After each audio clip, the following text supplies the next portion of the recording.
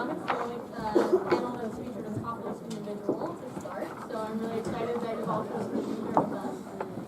My name is Jillian McLaughlin. I am a master's student at the Harvard Kennedy School of Government and co-founder of Public Policy, which is a forum that spotlights boring but important policy issues with humor and hot people. I am really happy to be moderating this panel today. I am joined by Aaron Steinberg of Michigan Continues and Liz Powers of Art Lifting. So I'll just introduce them briefly, and I'll have them tell you a little bit about what their organizations do before jumping into the panel. I'm going to ask questions for about 30 minutes, but I want to leave enough time for questions from all of you. So I'll start with Liz. As I said, Liz is the co-founder of Art Lifting, which is a social enterprise that provides an e-commerce platform for exceptional art created by homeless and disabled artists. Art Lifting received a silver prize in Mass Challenge this fall, putting Art Lifting in the top echelon of a very competitive business plan competition. She's a graduate of Harvard College and the University of Edinburgh, and she has the, depending on your perspective, the misfortune or the pleasure of being one of my best friends for the past 5 years.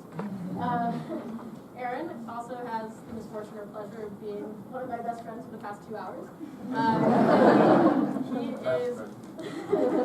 He is the regional director of the Mission Continues, which is a veterans organization that connects veterans to service opportunities in the U.S., redeploying them once they come home to continue serving their country. Aaron is a graduate of West Point, Harvard Kennedy School, and the Columbia Business School. He also served 5 years in the military, including a deployment in Iraq, where he received the Bronze Star for his service. I'm very, very excited to have them. I'm very, very excited that you're all here. And so then I'll have them tell you a little bit about the work that they're doing, and we'll talk a little bit more about social solutions. I'll start with Liz. Thank you, Jillian. So hey everybody, this is a full house. We're excited to have you. A little bit about myself. So I've lived here my whole life, and I've worked with homeless individuals in the area for the last 8 years. To start, I was volunteering with a nonprofit called Lyft and working one-on-one with individuals to find housing, get jobs, do really practical things. But a lot of clients said to me, Liz, I'm really lonely. I'm really depressed. And I thought a lot about that. Okay, well, these one-on-one meetings are great, but can I do more? You know, this isn't rocket science. If a lot of individuals are saying they're lonely, how could we bring lonely individuals together to support one another? So when I graduated from Harvard, I got a grant, one of the public service grants, to start up art groups in local women's shelters with the idea of having an opportunity to have a creative outlet and then also just naturally start chatting while we're at the table and be a social support. So I've been working with art programs in shelters and have been amazed, you can see some of the artwork around us, at the incredible talent that was surrounding me. And I have been in the field for 4 years and had no idea that thousands of art groups had already existed in shelters and disability centers across the country. So a normal person definitely would have no idea. So we thought, well, how about we curate top artwork, help artists earn income and confidence by selling their work. And that's what we do at Art Lifting. So my brother and I launched Art Lifting a year ago. And I can tell you sibling stories later. Awesome. So as Jillian mentioned, I'm a graduate from the Kennedy School, so it's really cool to be back here in Cambridge. I live in New York, where one of our offices are for the Mission Continues. And just a bit about what we do, we empower veterans, so we take a strengths-based approach towards veterans reintegration, just like you do, Liz. And we're a national veterans nonprofit that places veterans into roles of continued service here at home to rebuild our country. And we do that through two really action-oriented and innovative programs. One is an individualized program we call a fellowship. We place veterans, mostly post-9/11 veterans, who've been deployed to Iraq or Afghanistan, into leadership roles in nonprofits all around the country. So some of the biggest nonprofits, we work with over 700 now: Big Brothers Big Sisters, Habitat for Humanity, Mothers Against Drunk Driving. You name the list, we've had veterans placed there as leaders. Then we also have a teams-based approach towards service, which we call service platoons. And those, I can explain a little bit more about our growth, but those are scaling all across the country. Veterans come together in teams to work on the most important issues for the cities in which they live. So we've got 2 platoons here now in Boston. Over 100 veterans are coming together to work on youth mentorship and education.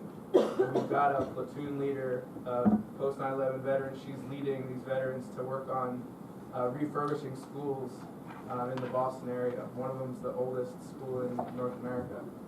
So we've got thousands of veterans doing this on a daily basis, whether it's individualized or a teams-based approach. And it's like a win-win for the communities getting the leadership that veterans gained in the military overseas, and the veterans themselves are becoming more empowered, confident, and getting connections to the community and bettering themselves.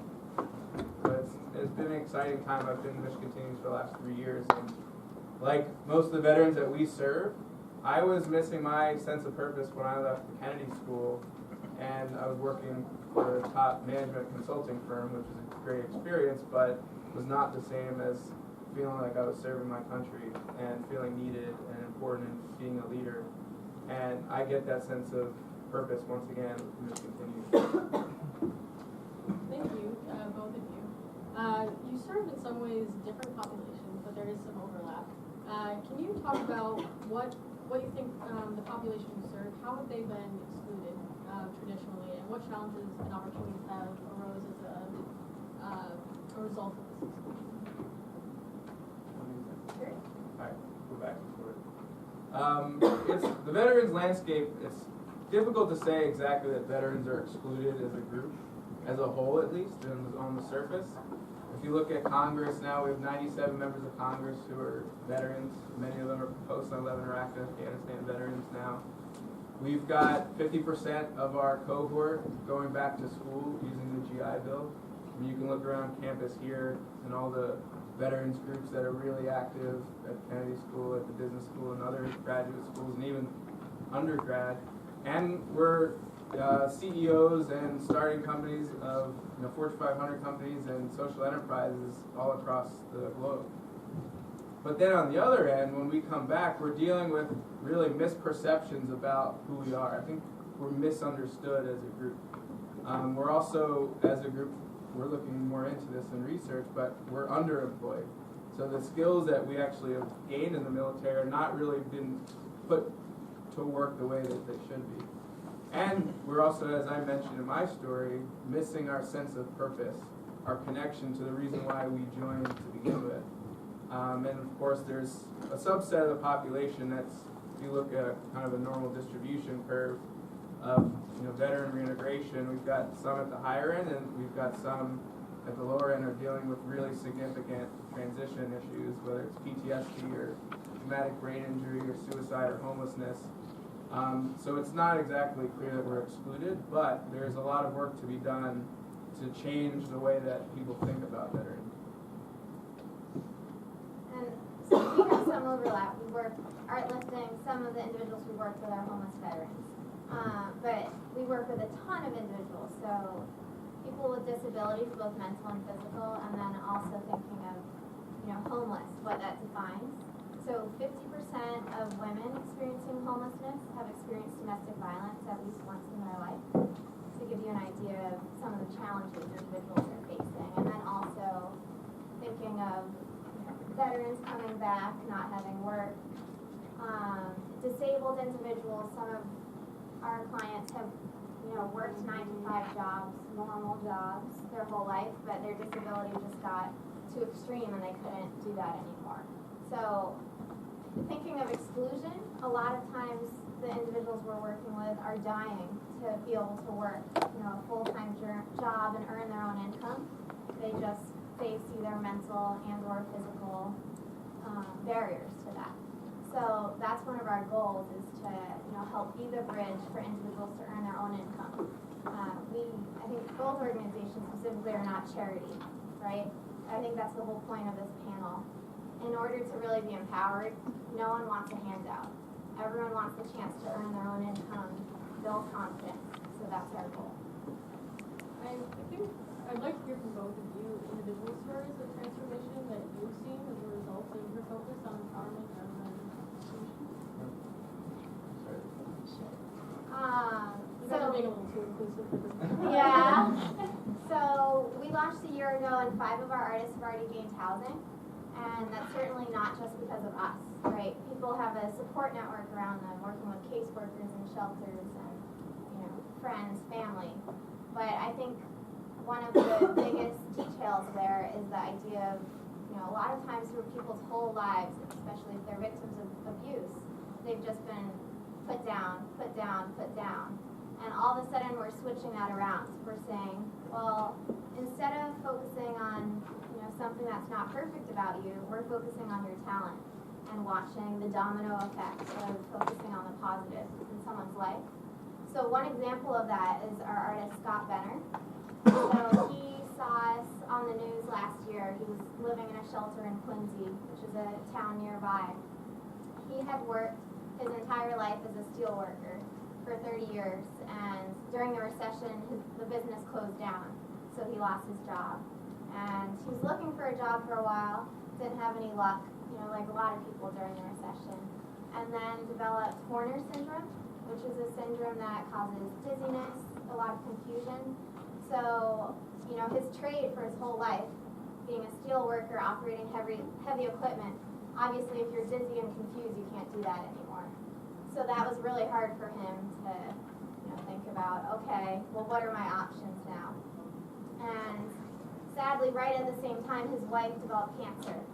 So they used their life savings, $200,000, to help her get treated, and luckily she's okay now. But he, if you meet him, when you hear the story, you're like, oh my gosh, that's really depressing. But when you meet him, he's the most positive, humble person in the world. And the beauty that came out of this is he's been an artist his whole life, but had never sold anything.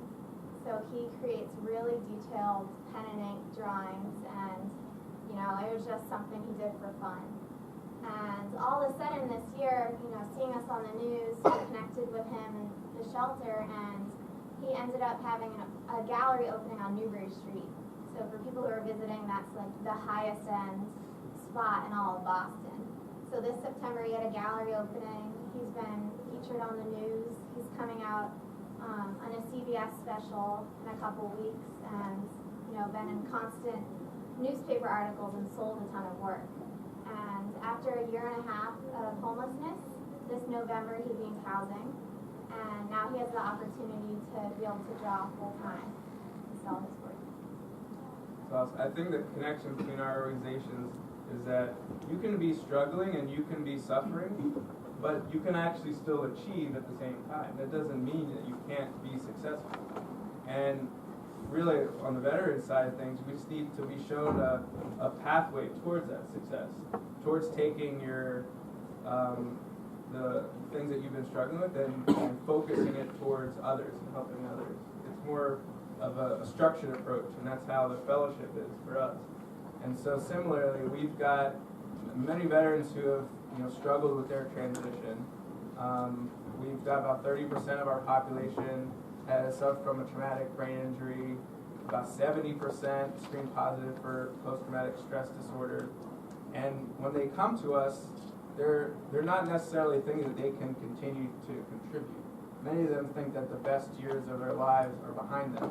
We see this specifically from veterans population. It's pretty common, that mindset. But then towards the end of the fellowship, once we've given them this pathway, this structured approach to helping others and to being successful again, we found that 91% of the fellows that finished the program achieved the life goals that they set out to beforehand, whether that's continued education, employment, or a role of full-time service to others. And for us, that's the goal.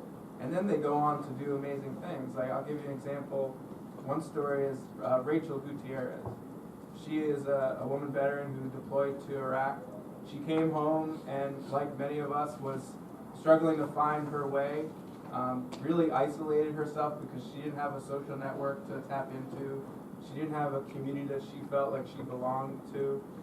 She went through a difficult divorce. She was a single mom after that. And when she thought of potentially ending her life, she thought of potentially, not having much to do that would make her happy for the rest of her life. And she tells this story openly. And then she found out about the Mission Continues and what we were doing. It was probably word of mouth. A friend told her, you should check this out. You need to take the skills you learned over in Iraq and you can put them to use here. She joined the fellowship program and she worked at a local VA. She started a whole new program, a women's veterans program in Phoenix. And she just turned around. She changed her life completely. She got this new confidence, this new sense of purpose. She rebuilt her identity. And instead of being on the couch all the time, she was out there in the community, networking, working with people, getting stuff done.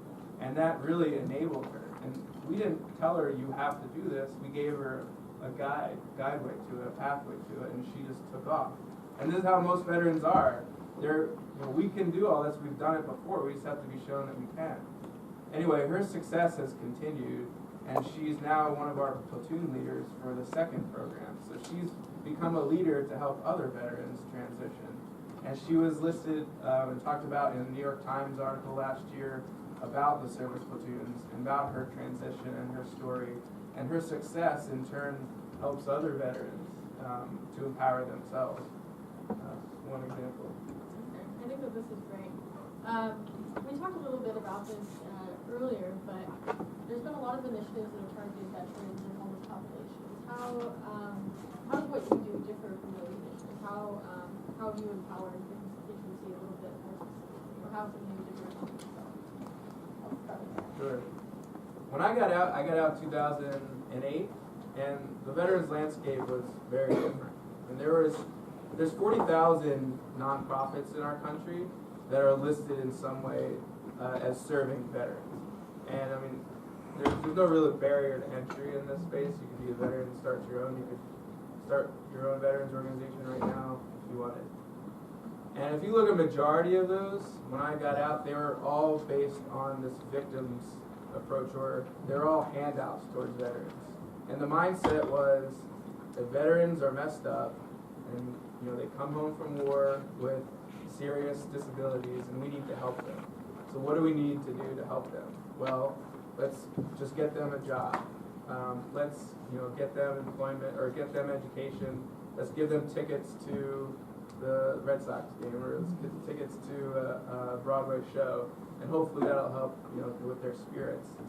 And it's taken a while, but Mission Continues was founded around the same time I got out, and we really try to flip that mindset on its head and say, no, the question shouldn't be how can we help veterans. The question should be how can veterans help us? How can veterans lead our country similar to how veterans after World War II did when they came home and rebuilt the infrastructure in our country. This group of veterans is the most well-trained group of veterans in our nation's history. And we've also faced a ton of difficulties and complex situations overseas in Iraq and Afghanistan. I did personally, I was a civil affairs officer. I was rebuilding towns, working with local town councils, spending millions of dollars of taxpayer money on projects that needed to work. And I was 24 years old when I did it. So most veterans have some sort of similar experience and should be put to work and should be useful for our country and can be leaders. And we're seeing that so far in Congress with this next class. And we're seeing it with a lot of our veterans starting their own social enterprises that are helping others. So for us, the question was, how do you move away from, veterans are all messed up, to veterans are needed? Well, you have to do it through action, and you have to do it through demonstration. So the fellowship program puts veterans out there and says, go ahead and show them what you can do. It's the same thing with the platoons. We need to be very visible to the community so that we're showing what veterans can do. If they're working on the most important issues, then we think that the mindset will change. And it's starting to. You can see it in the conversation. You can see it in the way it was portrayed in movies now. And we can talk about American Sniper and all sorts of controversy around it, but it's starting to change. It's working. And so I think we're definitely on the same page. I think it's obvious with this strengths-based approach. One thing that I'm thinking a lot about. So I've been in the nonprofit field for 8 years, and one thing I was so tired of was applying for grants and then waiting a year and then seeing if we got it and then waiting maybe 6 months to actually have the check. So I thought a lot about, okay, well, you know, nonprofits need to exist, and there's so many existing nonprofits, which, you know, that number was like 40,000, what? And that's just veterans nonprofits. So this is something I've thought a lot about philosophically. You know, there's only so many pots of money of foundations and grants, and I don't want to be competing with these existing awesome organizations that, you know, have great missions, and why am I going to try to take money away from them? So we decided to create Art Lifting as a for-profit social enterprise, and the idea behind that is we think we can scale much faster and impact more individuals by becoming financially sustainable. So we operate similar to a normal gallery. So a normal gallery has a 50-50 cut, and we have 55% of the profit to the artist and 45% to Art Lifting to fund its growth, cover staff. And that's something that I'm not embarrassed about at all. You know, sometimes when people first hear about it, it's, you know, public. You know, we're super open about it on the website. Sometimes people are like, wait, you're stealing money from homeless people? You're taking 45%? But the way I think about it is, you know, business-wise. So before we existed, the few people who did sell artwork would be on a street corner, try to get $40 for one of these paintings. So now that we exist, in our first year, my brother and I just put in $4,000 of our savings, and we already had over $70,000 in revenue.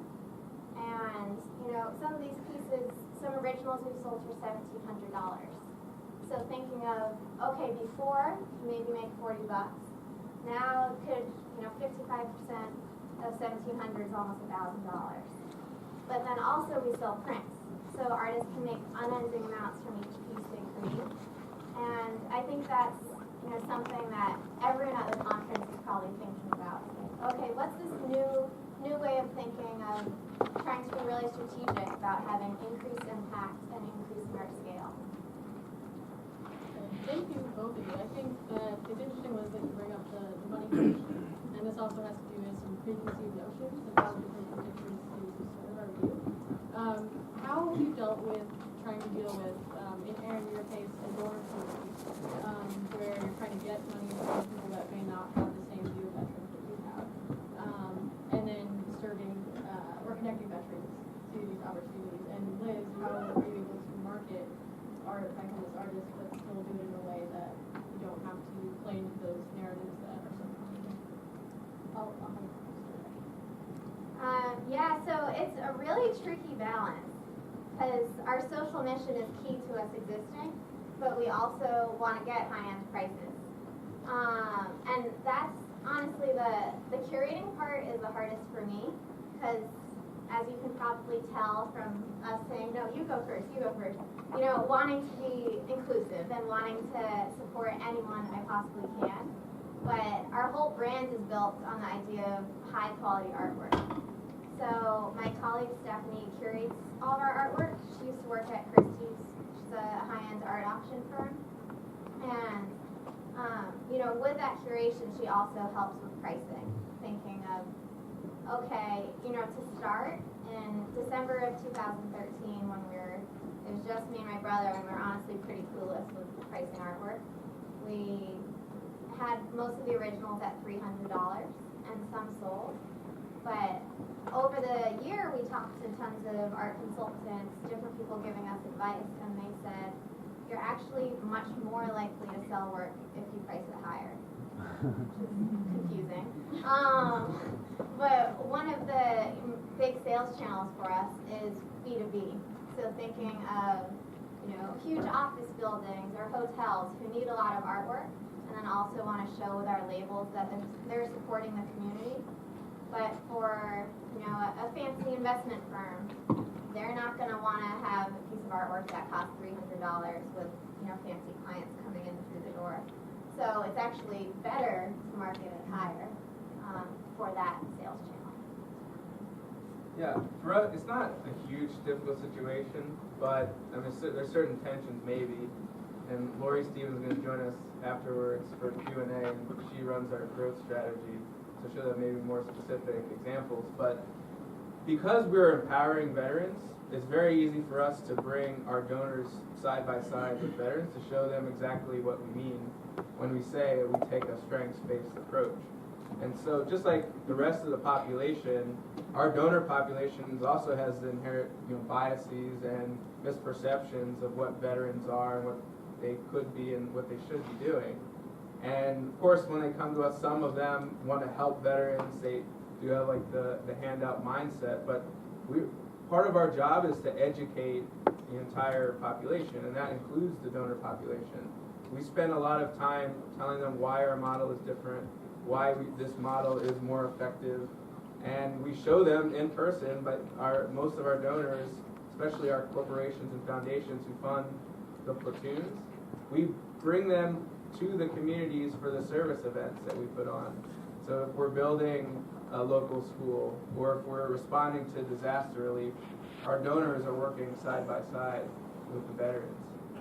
So, I mean, education is really a big part of it. Okay, great. And I'm going to close with just one more question to both of you, and then I'll open it up. I'm sure that there are a lot of social entrepreneurs in the room, or people that are aspiring to be social entrepreneurs. Which groups do you think, other than the one that you serve, are particularly overlooked or underrepresented in social enterprise? This is my first question. Yeah, she didn't give us this one before. I can go. Yeah. Well, within the veterans landscape, we're starting to see this now. I mean, women veterans are definitely an underserved population of veterans, with post 9/11 veterans. So if you look at all of the legacy organizations like American Legion and the VFW, those organizations that existed for us when we first came home, they're all made up of older white people mainly. And they're all, in bars, drinking or smoking. That's kind of their programs and what they do. And women veterans don't relate to it. So there's not a ton of infrastructure for social support network when women come home. There's also a bias and cultural differences in how we view what a veteran looks like. And most people, when women veterans approach an employer or even just talking about their veteran experience, they can't understand that the woman in front of them was a veteran, that they actually wore combat boots. And there's even this organization in Florida that's starting up. It's called the Ladies Brigade. It's their own fashion company that makes veterans apparel just for women, because they found that there's no veterans apparel for women at all. It's all these stars and stripes and tough-shirted men's apparel. Anyway, it's just an example of how women veterans just don't feel like they're connected to other veterans groups. What's interesting about the Mission Continues is that 30 to 35% of the veterans that join us are women, and women veterans only make up about 15% of the veteran population. So there's something about service, maybe. There's something about the way that we're communicating that is serving that need. And we might be the only veterans group that really they can relate to, because the other ones they feel excluded from. And going with the women theme, so my undergraduate thesis was on support networks for South Asian immigrant women, comparing Canada to the U.S. And that, was several years ago now, but that's something that has stuck with me, because most of the women I interviewed for my thesis were victims of domestic violence. And I heard so many stories of them, coming either for arranged marriages or, they knew their husband a little bit, but came to the country without a work visa, and then, had to escape, right? Their family was all the way across the ocean. They didn't have the chance to work and escape an abusive relationship, and then once they finally were able to, still it could take years to be able to work. And then also potentially not being, a celebrated member of their family anymore at home because of the shame that the divorce brought on the family. So I think immigrant women in particular, especially women who aren't eligible to work are, you know, a huge portion of the population who could use more support. Okay, great, thank you. I will open it up to the audience. If you just raise your hand and please. Yeah, a question, and this one is for you, Aaron. You talked about your fellowship program and placing veterans into nonprofit organizations. Are you open, or do you currently place people into social enterprises as well that might not be nonprofits? Well, we've gone back and forth on this over the last few years. The idea is that veterans are placed in an organization that we can trust that they'll be doing service-oriented work. So for to us across the bat, since we're working in almost 50 states, having a 501c3 status, this is the easiest for us to maintain quality. But it's perhaps on a case-by-case basis we can be open up to different social enterprises. Yeah. Which one do you have in mind? All right. All right, let's Curious if you guys can speak to something important you have learned or a challenge you have faced when it comes to hearing constituent feedback and integrating constituent leadership into the development of your organizations and your programming, especially in the tension between involving those folks in work with people so we're at service and curating your quality and keeping your focus.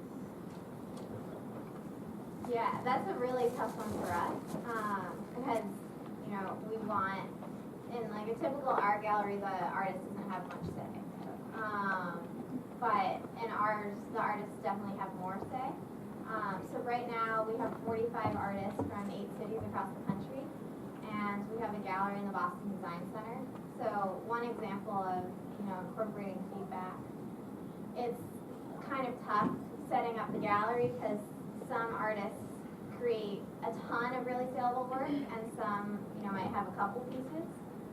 But at our gallery opening shows, just trying to represent at least one piece from each artist, and then feeling okay with, like this artist Jim Waters, for example, has a series of 10 paintings that all go together.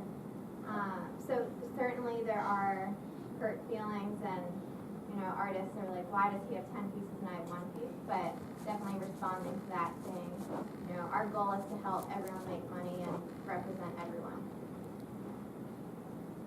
Yeah, it's a challenge for us too. We hire veterans. Many of our staff have been in the fellowship program. We're platoons now, which that helps. And then also our platoon program, all run by veterans, mostly who've been fellows too. So, but there's always tension, and veterans always think that they have ownership over the organization, which they should. And so we provide ways for input too, but it's not easy. Hi, so I was just wondering from both of you, what do you think can be done, or what would you say to younger people who feel that magnetic pull towards popular fields like consulting or investment banking, as opposed to a nonprofit work or less stable and more risky careers right after college? I say, out of college, you've got, other than student loans, you're pretty free, assuming you don't have kids. So I think, like, if that's the point where you should take risks, in my opinion. I think with the mindset, so I think especially for Harvard undergrad students, at least I felt like 90% of my friends became consultants and investment bankers with the idea that they would do it for a year or two and then do what they really wanted to do. And pretty much all of them are still in the field 5 years later. So that's something where, like, seize the moment, right? If it feels right now, go for it. You can make 30 grand a year and survive perfectly fine. That's what I've been doing for the last 5 years, and I'm alive, happy. I think there is definitely merit to the idea of wanting to work in corporations and big businesses to learn a certain set of skills and apply that to whatever you're doing next. But I think it's something you have to keep yourself in check with, saying like, okay, it's been a year, it's been 2 years. It's been like, what are my goals? And it's totally fine to have your goals change, but just be very aware of yourself and make sure everything's a conscious decision. I was in consulting before Wish Continues, so I'm a little bit of a hypocrite to say like go right into social enterprise.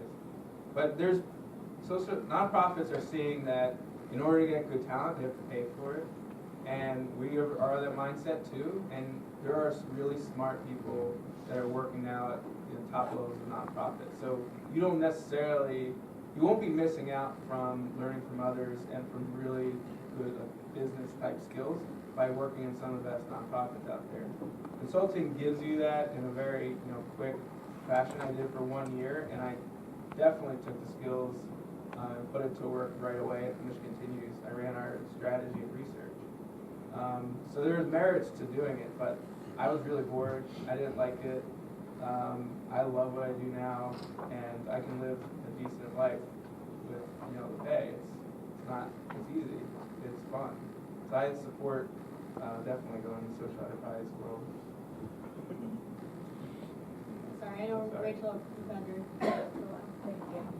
So this is just out of curiosity, if you would consider scaling up, would you ever consider making your business like a benefit corporation of sorts to really solidify that you have different bottom lines since you are a for-profit? So yeah, we're an L3C, which stands for Low Profit Limited Liability Company. And so for people who don't know, out of for-profit businesses, so if you're a corporation, you could be a B Corp, which means you're a hybrid organization. You have the double bottom line of social impact and making money. And the LLC version of that is what we are, which is an L3C. It's very confusing because L3Cs only exist in 8 states, so pretty much no one has ever heard of it. But now our room knows. Okay, any other questions? In the back? Yeah, thank you all for coming. I have had a lot of conversations of how to fund yourselves when you're starting organizations like these, and I'm wondering if you guys can just dive into a little more detail and maybe map the financial progress of your organizations. Like, how did you start, get the original? How did you then progress to where you are now?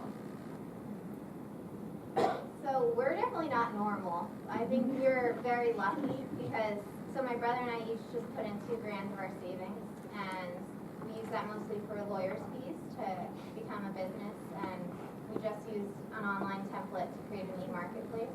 So we had very, very low cost. And we had a cover story on the Bostonville business section a week after launching, and that led to 10,000 sales in the first week. So that was great. Everybody should get that. Yeah. But obviously, you can't count on press, and you can't count on, half of that was definitely luck, right? Having that exposure right before Christmas.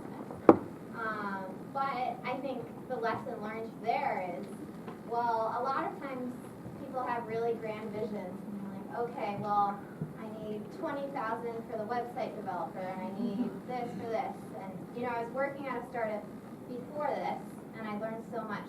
So they had $500,000 in VC funding, and they, I think, spent like over $40,000 developing the website.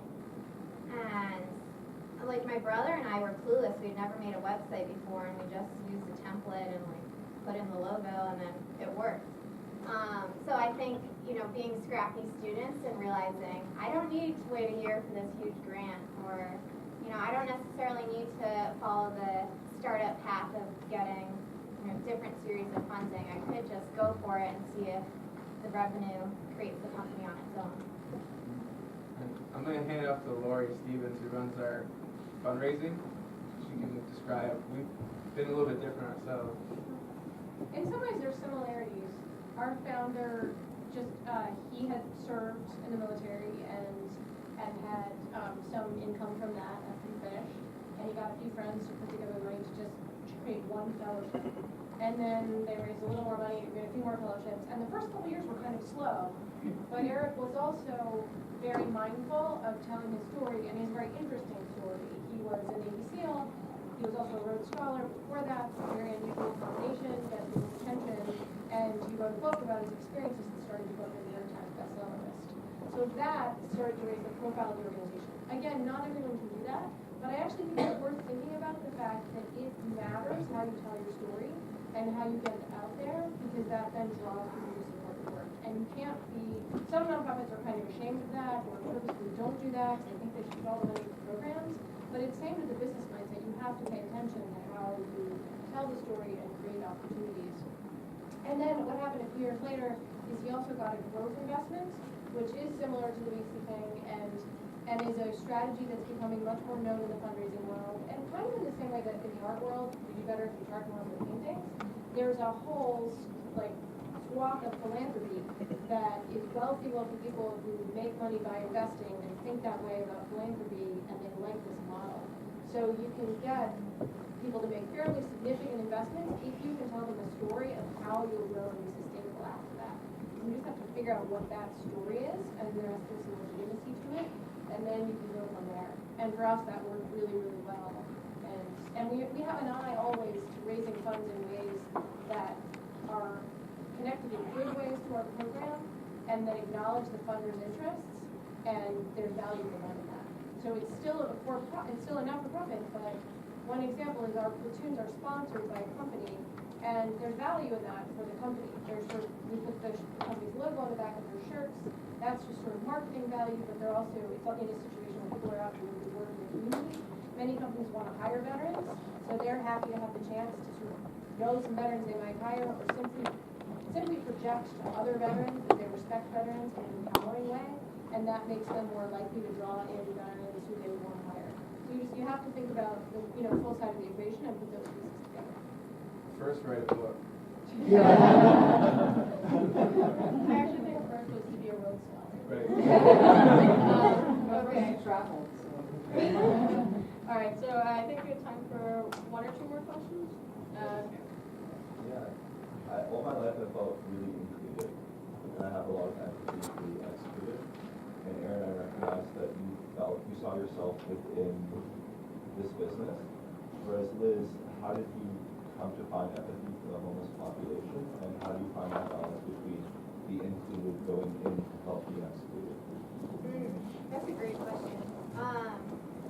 So I grew up in a suburb of Boston, and no homeless individuals there, and so 15 minutes away from here. And then going to Harvard, it's like, oh wow, I never really came here my entire life, even though it's 15 minutes away, and just being surrounded by so many homeless individuals and so much difference. And my first reaction was, oh, I should volunteer at the shelter. So I flipped pancakes at 6:30. I'm an early riser, and it was really fun, but I had a lot of trouble with the idea of, there was a physical barrier, right? We were behind the kitchen and we put out the plates, but I didn't get to know guests well at all. So that's why I switched to the volunteering that's more like social work, working one-on-one with individuals. And I think since I've been in the field for 8 years, even though it's an incredibly vulnerable population, people trust me versus if I just came in and said, okay, I'm starting this company. People would be like, wait, are you trying to take advantage? Especially that 45% idea. But just being really open, and especially when we're partnering. So our model is to partner with existing art groups across the country. So especially when I'm talking to art therapists all over the country and saying, okay, this is our mission, to create saleable artwork that you work with. They're often very open, like, wait, what exactly